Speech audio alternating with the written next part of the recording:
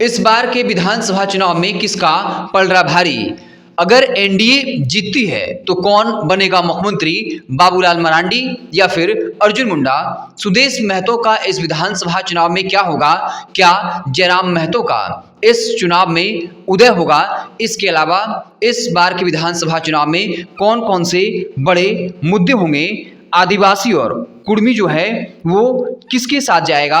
क्या है एनडीए और इंडिया गठबंधन का सीट शेयरिंग का प्लान? अभी तक क्या कुछ हुआ है, हम आपको इस विश्लेषण में पूरी बात बताएंगे। उससे पहले गुजारिश है, चैनल पर पहली बार आए तो सब्सक्राइब करें, वीडियो को लाइक करें।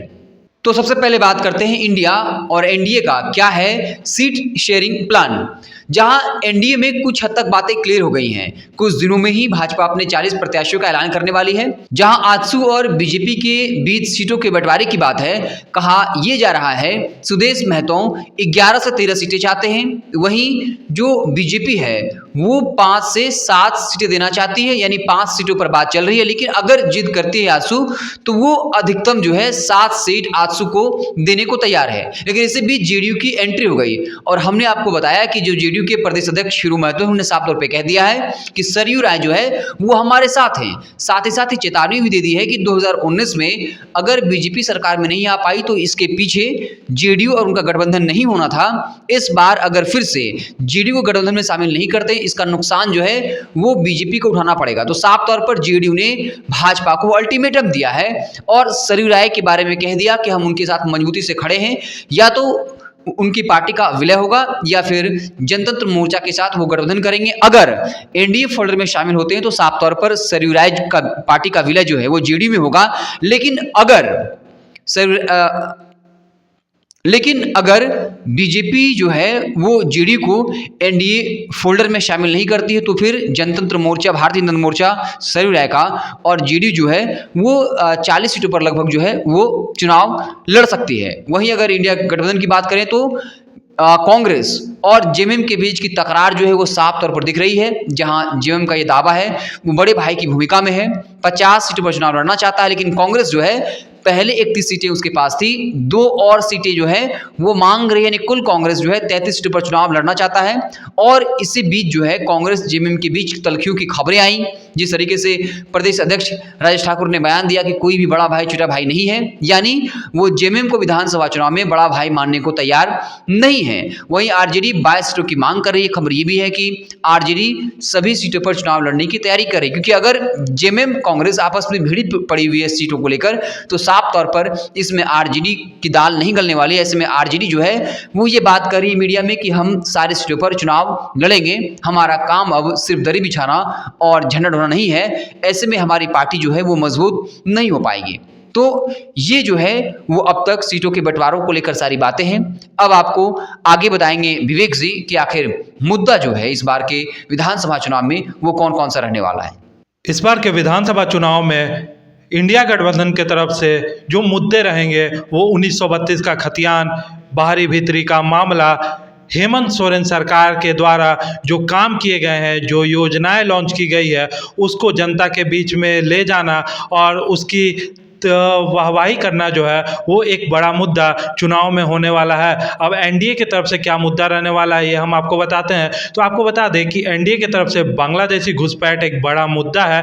एनडीए की तरफ से लगातार कहा जा रहा है कि बांग्लादेशी घुसपैठ झारखंड में एंट्री कर रहे हैं, बांग्लादेशी झारखंड में एंट्री कर रहे हैं और यहाँ के आदिवासी महिलाओं के साथ शादी करके उनके ज़मीनों को हथिया रहे हैं। और इससे जो डेमोग्राफी है खास तौर पर संथाल परगना का वो बदली है और वोटर्स जो है वो बड़े मात्रा में बढ़े हैं। इसी के साथ साथ रोजगार का भी मामला जो है वो लगातार एनडीए की तरफ से उठाया जा रहा है। एनडीए का कहना है कि हेमंत सोरेन सरकार ने जो है वो 5 लाख युवाओं को हर एक साल नौकरी देने की बात की थी।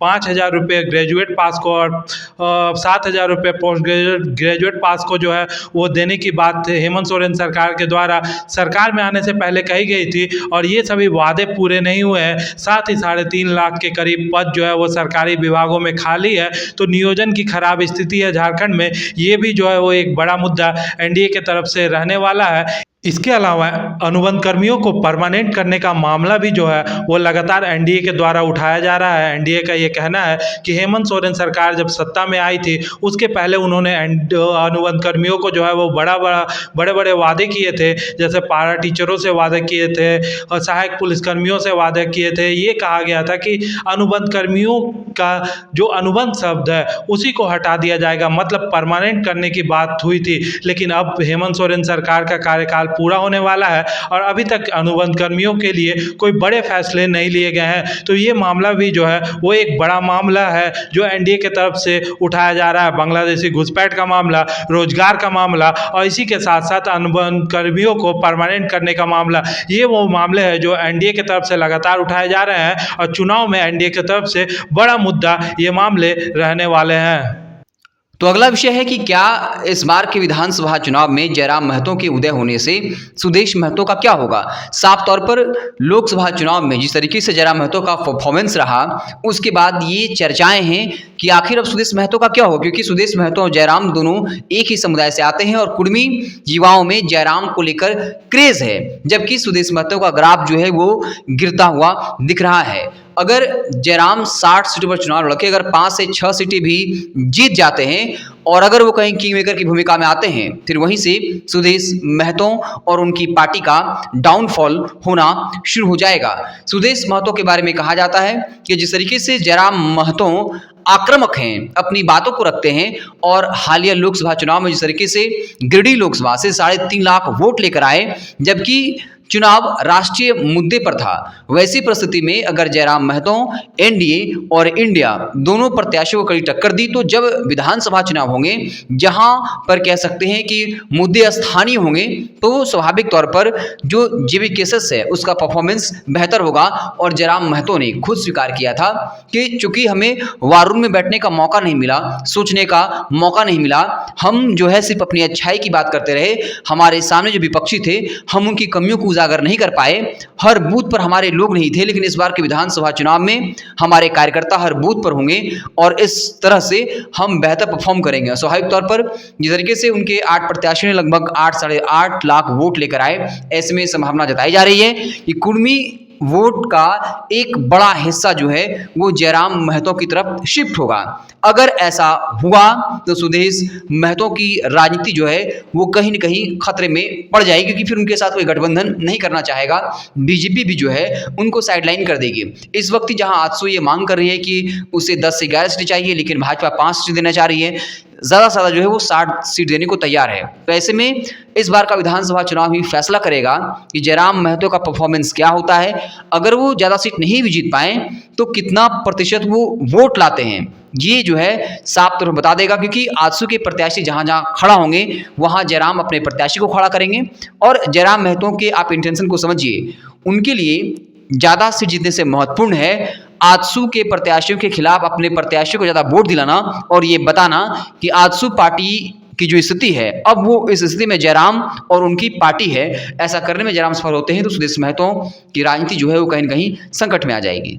अगर झारखंड में एनडीए विधानसभा का चुनाव जीतती है तो आखिर मुख्यमंत्री कौन बनेगा, इसकी चर्चा जो है वो झारखंड भर में हो रही है। बाबूलाल मरांडी के नाम की चर्चा हो रही है, अर्जुन मुंडा के नाम की चर्चा हो रही है, या फिर ये कहा जा रहा है कि जैसे अन्य प्रदेशों में भाजपा ने जो है वो बड़ा फैसला लिया और किसी ऐसे विधायक को जिसकी चर्चा भी नहीं थी मुख्यमंत्री बना दिया, क्या वैसा ही झारखंड में होगा। इसकी चर्चाएँ जो है वो झारखंड भर में चल रही है। आपको बता दें कि जैसी खबरें आ रही है, बाबूलाल मरांडी को जब भाजपा में शामिल किया गया था, उन्होंने अपने पार्टी का विलय भाजपा में कर दिया, तब से ये ही माना जा रहा था कि अगर भाजपा चुनाव जीतती है, एनडीए चुनाव जीतती है तो बाबूलाल मरांडी ही जो है वो मुख्यमंत्री बनेंगे। लेकिन जब से अर्जुन मुंडा को मैदान में उतारने की बात कही जा रही है, क्योंकि वो लोकसभा का चुनाव हार गए हैं और कहा यह जा रहा है कि विधानसभा का चुनाव वो लड़ेंगे, तो फिर ये चर्चाएं होने लगी है कि आखिर एनडीए जीतेगी तो मुख्यमंत्री कौन बनेगा, बाबूलाल मरांडी बनेंगे या फिर अर्जुन मुंडा बनेंगे। तो आपको बता दें कि अर्जुन मुंडा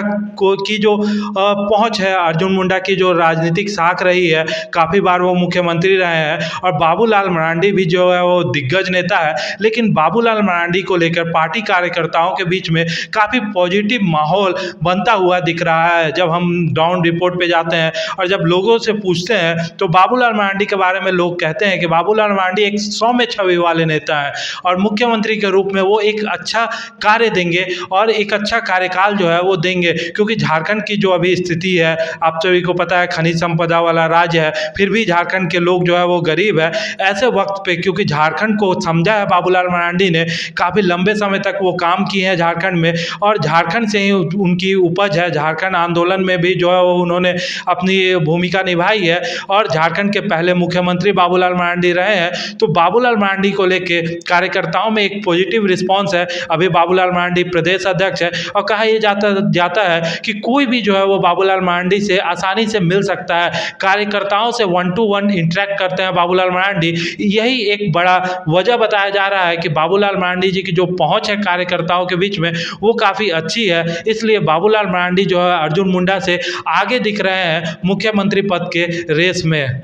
और सबसे लास्ट सवाल कि आदिवासी और कुर्मी किसके साथ। सबसे पहले आदिवासी की बात करते हैं। एक जो नैरेटिव बना 2019 की विधानसभा चुनाव में कि आदिवासी समाज ने एक तरफा वोट हेमंत सोरेन को किया और जिस वजह से आदिवासियों के रिजर्व 28 सीटों में से 26 सीटों पर जो है वो जेएमएम जो है जीत गई थी। लेकिन इस बार जिस तरीके से भाजपा ने प्लान किया है, जितने भी उनके सांसद प्रत्याशी जो हैं वो चुनाव हारे हैं, उन तमाम बड़े नेताओं को, इसके अलावा और दिग्गज नेताओं को भाजपा विधानसभा चुनाव में उतारने की तैयारी कर रही। चूँकि अगर उन्होंने सांसद का चुनाव लड़ा है तो एक विधानसभा में उनकी जबरदस्त पकड़ है और ये भाजपा सर्वे करवा रही है कि ये हमारे जो नेता हैं वो किस विधानसभा में ज़्यादा प्रभावी हैं, वहाँ से उन्हें चुनाव लड़वाया जाएगा।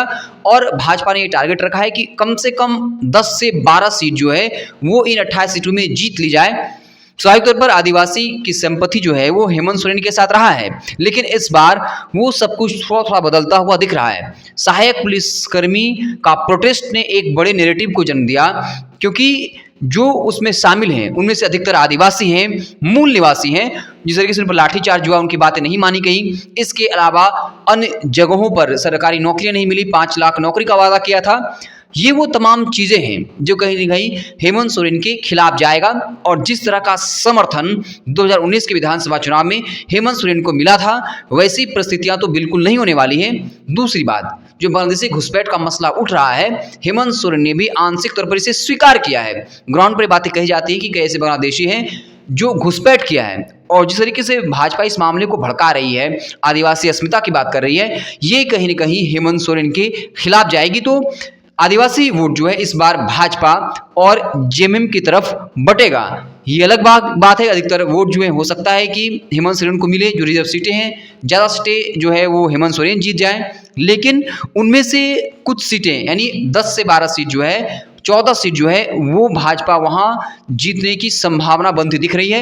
ये डिपेंड करेगा आने वाले वक्त में भाजपा चुनाव प्रचार को कितना धार देती है, उनके तमाम दिग्गज आदिवासी नेता ग्राउंड पर कितना मेहनत करते हैं। क्या हेमंत सोरेन के कार्यकाल की जो कमियां रही हैं, जो वादे नहीं पूरे कर पाए, क्या वे उन मुद्दों से आदिवासी को सहमत कर पाएंगे? अगर ऐसा हुआ तो हेमंत सोरेन के लिए खतरे की घंटी है।